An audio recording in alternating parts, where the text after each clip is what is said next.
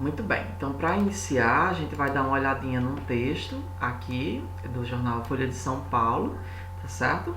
É uma opinião, como você pode ver nessa parte aqui de cima, coluna de opinião, e esse texto foi escrito por Alexandre Loures e Marcelo Tocarci, certo?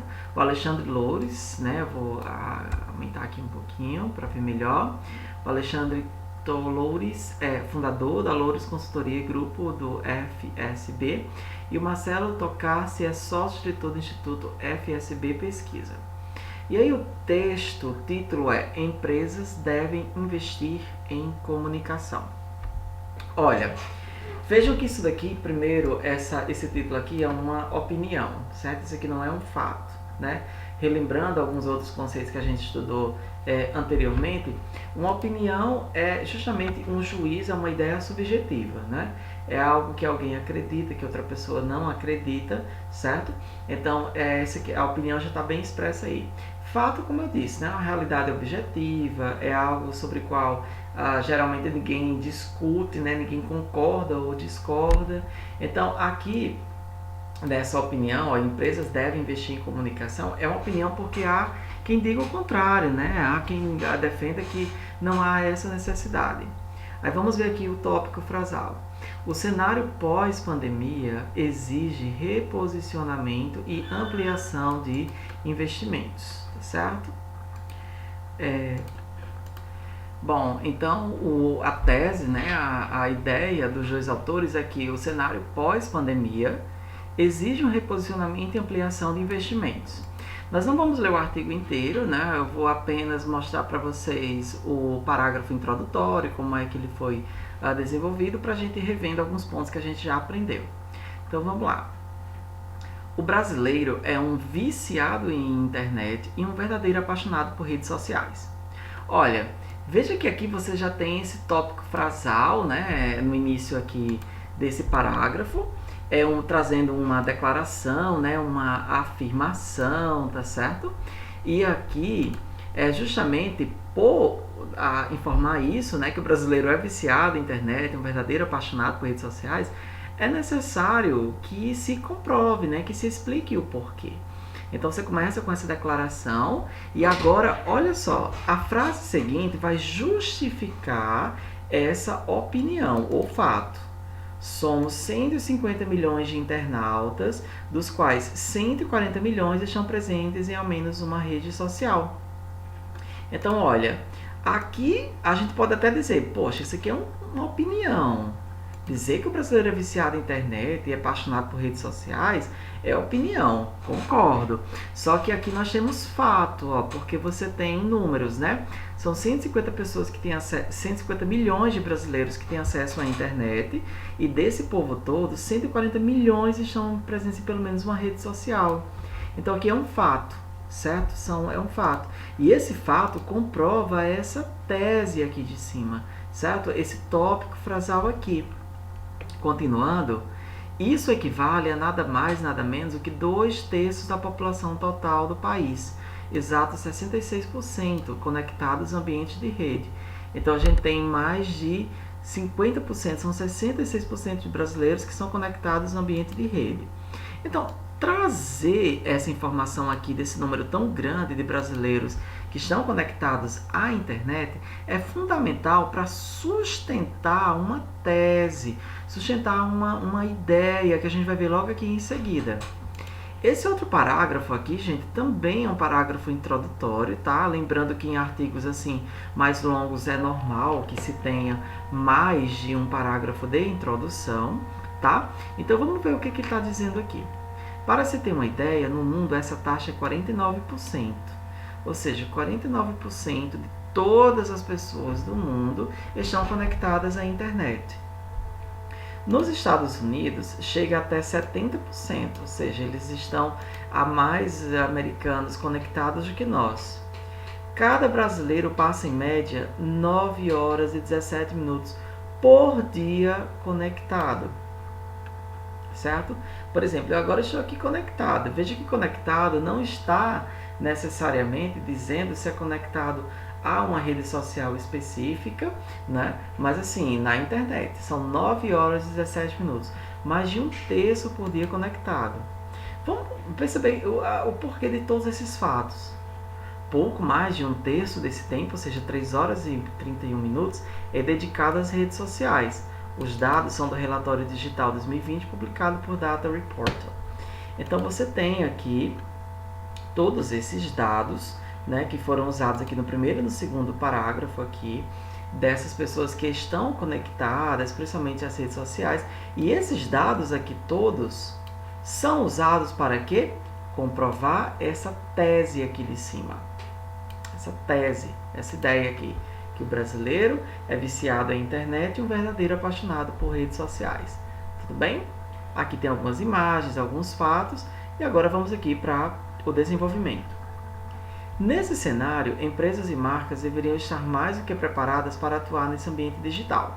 Bom, nesse cenário, empresas e marcas deveriam estar mais do que preparadas para atuar nesse ambiente digital. Olha, isso aqui é uma opinião, certo? Isso aqui é uma opinião, é um ponto de vista, percebam, certo? Que há quem discorde, só que, tipo assim, para comprovar esse posicionamento, ele usou os dados lá em cima, né, para dizer que eles têm que estar preparados. Aí vamos ver a segunda frase. Mas a verdade é que muitas empresas brasileiras ainda encontram sérias dificuldades para navegar nesse agitado mar das redes sociais, que é povoado de fake news e, mais recentemente, de campanhas de cancelamento. Né? Então, olha só. Lembrando que aqui, pessoal, é um contraponto, né? Veja que, olha só, esse parágrafo é construído por duas frases. Como eu falei em aulas anteriores, não é ideal construir um parágrafo com apenas uma frase. Por quê? Porque um parágrafo bem construído, ele vai ter sempre um tópico frasal, né? E a explicação desse tópico frasal. Então, olha só, o tópico frasal. Empresas e marcas deveriam estar mais do que preparadas para atuar nesse ambiente digital. E aí depois ele vai o quê? Contrapor essa ideia, né? Ó, trazendo aqui uma preposição adversativa, mas... Pessoal, só um momento, peraí, só um momento. Pronto, traz esse contraponto aqui, né? Trazendo esse outro fato, né? Sobre as empresas. Agora vamos ver só mais esse. O lado bom é que, diante de tantas mudanças, o sinal de alerta parece ter sido ligado nas companhias, nas empresas. Tá? Aqui também outro tópico frasal. E agora, vamos ver a explicação desse tópico. Como arma para se prevenir, combater fake news e lidar com a sombra dos cancelamentos de personalidades e marcas, a maioria dos executivos brasileiros aposta...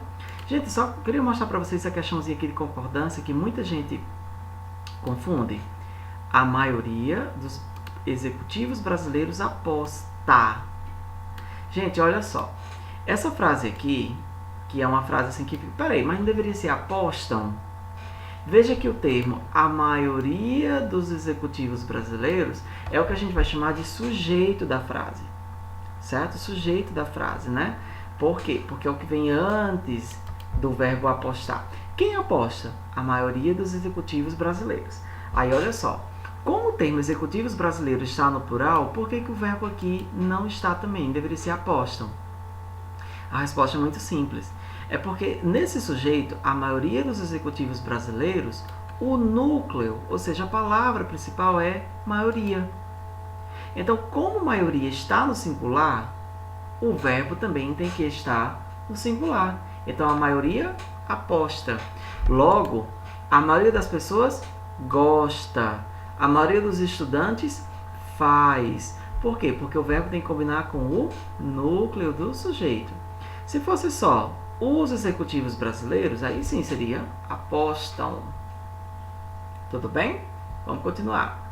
A maioria dos executivos brasileiros aposta em uma receita: investir em comunicação para fortalecer seus valores e propósitos.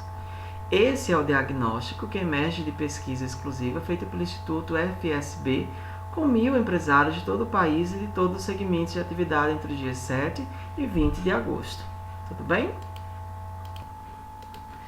Continuando o assunto sobre a questão dos tópicos frasais, né, os tipos de tópicos frasais, na aula passada nós vimos o tópico frasal que tem uma declaração inicial, né? Por exemplo, não há ligação direta entre a violência urbana e a pobreza ou o racismo, o que a gente chama aqui de tese, né? Essa fase, que depois é comprovada aqui, né? Lembrando, o parágrafo aqui, ó, tem duas frases, um tópico frasal e outra frase que explica o tópico frasal.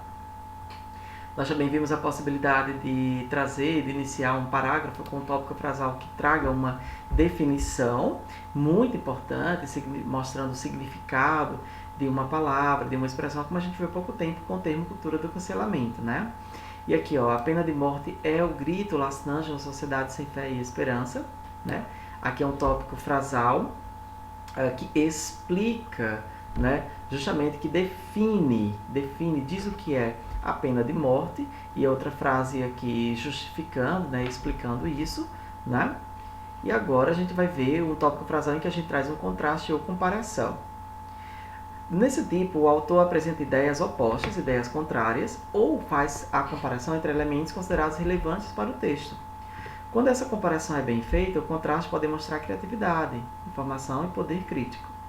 Vamos dar uma olhada nessa construção do tópico frasal utilizando o contraste. Olha só. De um lado, olha o termo aqui, ó, de um lado, né, para trazer esse contraste, essas duas. De um lado estão os professores, mal remunerados, sem estímulo e abandonados pelo poder público, né? Aí agora, olha o contraste. Do outro, gastos exagerados, exacerbados com computadores e inovação. Esse é o paradoxo da educação brasileira, né? O paradoxo, como assim, né? Aquela figura de linguagem, né, que se espera resultados diferentes, né, dos reais, com base, né, em uma realidade inicial. Então aqui, ó, nós temos aqui esse contraste justamente ideias opostas, né, contrárias. Veja que são duas frases, mas olha como fica interessante aqui, né? Divisão, tópico frasal por divisão. A divisão de um tópico frasal acontece quando existe o objetivo de separar as ideias e elementos em um parágrafo. É um jeito fácil e didático de elencar, né, ou seja, de colocar as ideias usadas para a discussão de um tema. Então, vamos ver um tópico frasal agora, usando a divisão sobre o tema educação. Olha só. A educação é minuciosa, complexa e demora, né? Demora aqui como verbo. Olha só essa afirmação. Ela se divide em duas etapas, educação básica, ensino médio e superior. Apenas a qualidade constante nessas diferentes fases constrói um ser humano maduro, capaz de decisões equilibradas e definir com sabedoria o seu destino. Sendo assim, no caso, o tópico frasal que vai trazer esse momento de divisão, olha só, quando se realiza uma alusão histórica, o autor procura... Opa, aqui falta um pouquinho, mas a divisão está aqui, ó, nos três tipos, né? Aqui esse exemplo, né? As três etapas, mostram como é que acontece, bem? Na sequência, outro tópico frasal com a divisão histórica, certo? Uma alusão histórica, uma referência histórica sobre um determinado tema, no caso, globalização. Depois da derrubada do Muro de Berlim, teve o antagonismo leste e oeste. Então aqui, né, nós temos essa alusão, essa referência, né, a essa importante parte na história, derrubada desse Muro de Berlim, que separava, né, justamente essas duas partes na Alemanha, né, teve esse antagonismo. O mundo, então, parece ter aberto as portas para a globalização em definitivo, com uma economia em acelerada rota de competição. Globalização, né, um termo assim, não muito fácil, né, de ser definido, mas é justamente essa ideia desse mundo conectado, né? Desse mundo, por exemplo, que você tem uma coisa na sua casa, que a ideia foi pensada em um país, que os trabalhadores para executarem são outros, que outro país trouxe matéria-prima. Então, a globalização é essa junção, é globalizar, é unir, né? Seria essa ideia. A interrogação, gente, inclusive, essa daqui, eu acho fundamental se você quiser escrever no final de um parágrafo, certo? Por exemplo, inclusive na introdução, certo? E terminar com uma interrogação, com um questionamento é interessante, né? Se você conseguir, de fato, responder a pergunta, né, elaborada. Vamos ver aqui. O parágrafo pode ser iniciado com uma pergunta que vai despertar o interesse e a reflexão do leitor em relação ao tema a ser discutido ao longo do texto. Essa pergunta tem que ser respondida nos períodos seguintes. Vamos ver o exemplo do tópico frasal sobre saúde. Aumentar a carga de impostos vai, de fato, melhorar a saúde no Brasil? Veja que a pergunta veio logo no início. A pergunta veio logo no início. O tópico frasal é construído com base em uma pergunta. E as frases que vão vir após, né, essa pergunta, esse questionamento, deverão responder essa pergunta aqui. Então, o que ele vai dizer? O contribuinte desacreditou no sistema, pois tira cada vez mais dinheiro do bolso e não vê retorno nas áreas administradas pelo Estado. Por isso, o povo se sente lesado, né? Essa construção aqui conclusiva, tá certo? Mostrando, fechando essa ideia, chegando a essa conclusão, tudo bem? Na sequência, como a gente pode elaborar? Vamos só retomar aqui mais uma vez, antes de a gente ver essa outra parte, os tipos que a gente viu. Primeiro, a declaração inicial, uma definição, significado de uma palavra. Podemos também trazer um contraste, uma comparação, né? De um lado, aquilo. Divisão, ou seja, separando, isso e isso, né? Fazendo a divisão para poder explicar melhor. Alusão histórica, como a gente viu aqui. E uma interrogação. Lembrando, mais uma vez, que o tópico frasal é a primeira frase do parágrafo. Mas às vezes, é claro, pode vir na segunda, mas assim, geralmente é a frase inicial do parágrafo que vai desenvolver a ideia do parágrafo, certo? Então, olha só.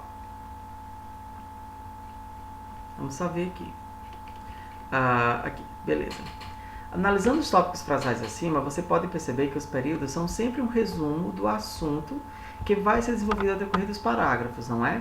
Preste atenção, o uso de conectivos é extremamente importante para incrementar a coesão do texto. Quais conectivos são esses? Por exemplo, como esse daqui, o por isso, essa conjunção explicativa, portanto, conjunção conclusiva, entretanto, por exemplo, a conjunção adversativa. Então, eles são fundamentais para que o texto fique coeso, não é? Lembre-se que para a elaboração é interessante planejar o texto antes.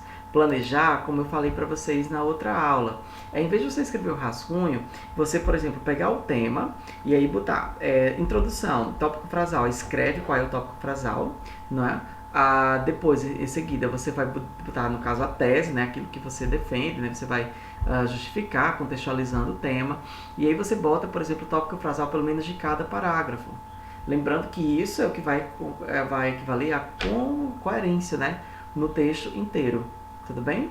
Para criar bons tópicos frasais, pense que não é preciso usar períodos longos.